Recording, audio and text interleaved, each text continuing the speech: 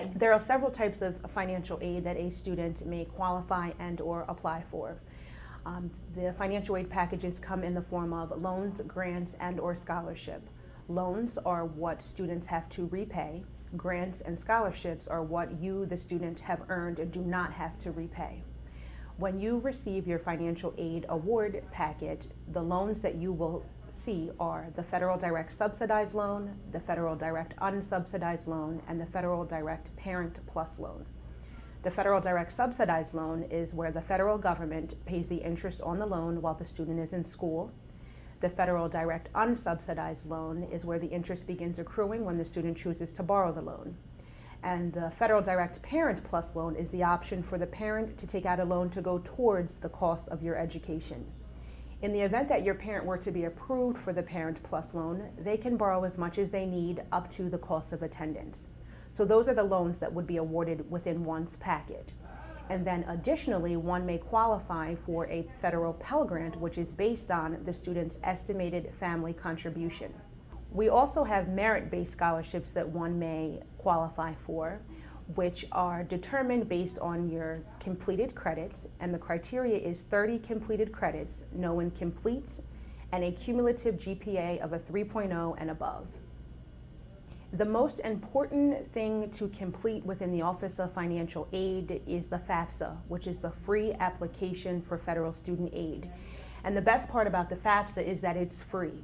You never know what you will qualify for if you don't apply.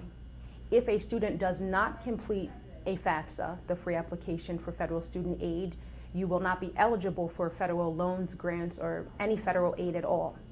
So by completing the FAFSA, you must use your parents' information if you are in fact a dependent student. Now for students who may fall under a special circumstance, you may not need that information. However, you can contact the Office of Financial Aid if you feel that you are a special circumstance.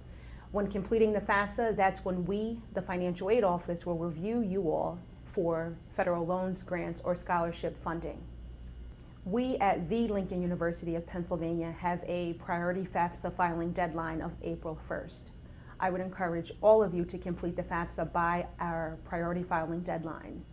You also have another important date that I would like to make mention of, and that is January 1st. That is the earliest that any student can complete the FAFSA.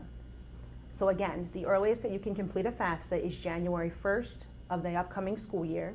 And then additionally, we have a priority filing deadline of April 1st. To access the FAFSA, you can access www.fafsa.ed.gov, www.fafsa.ed.gov. Several students have questions in regards to work study and if in fact they qualify for it.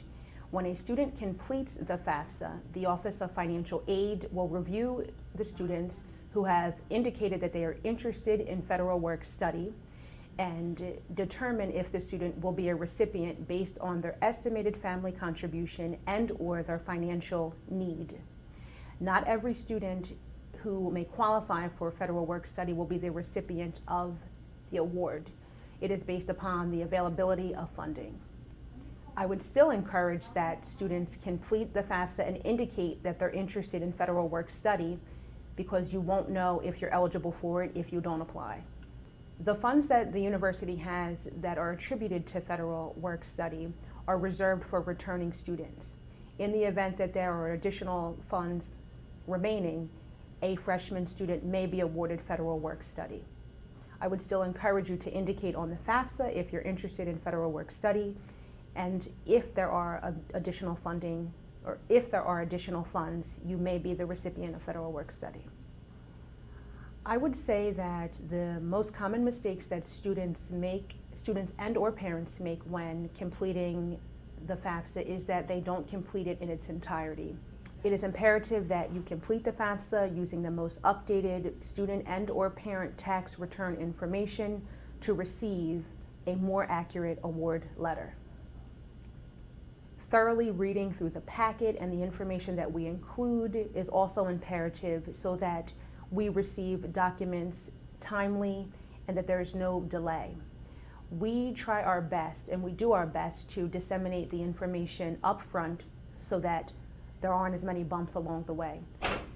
I would encourage that students and parents thoroughly review the financial aid award packets and the information that we have disseminated to them so that they can return documentation to us in a timely fashion. By doing so, this will allow the Office of Financial Aid to process your information timely so that we don't have any additional hurdles along the way.